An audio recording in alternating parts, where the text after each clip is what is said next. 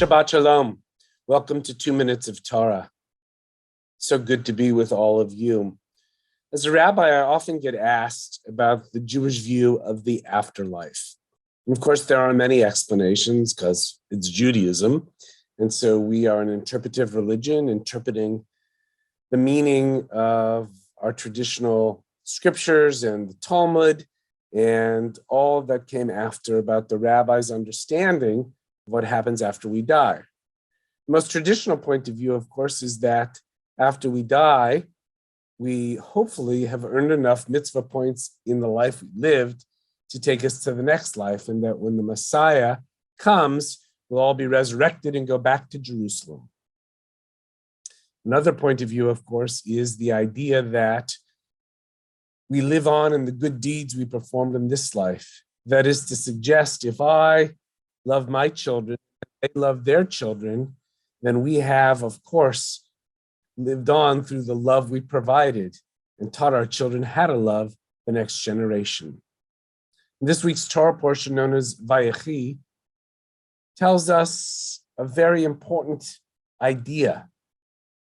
Vayechi means, of course, and he lived, but it speaks of the death of Jacob.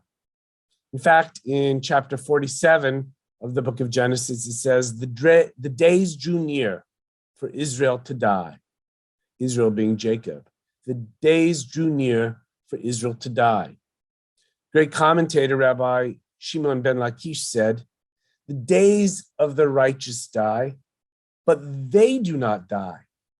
It does not say Jacob or Israel drew near to die, but the days of Israel drew near to die.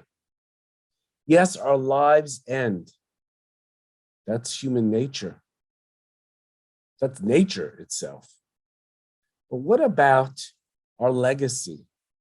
That which we built, a life of love and of goodness. And for most of us, a complicated life as well.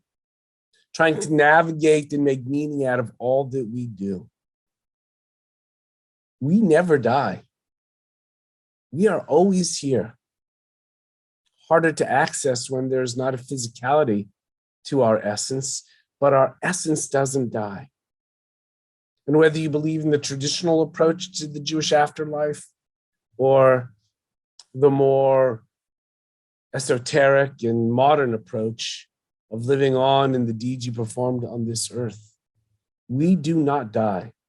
Our days end and our body dies, but the essence and soul and spirit of who we are live on.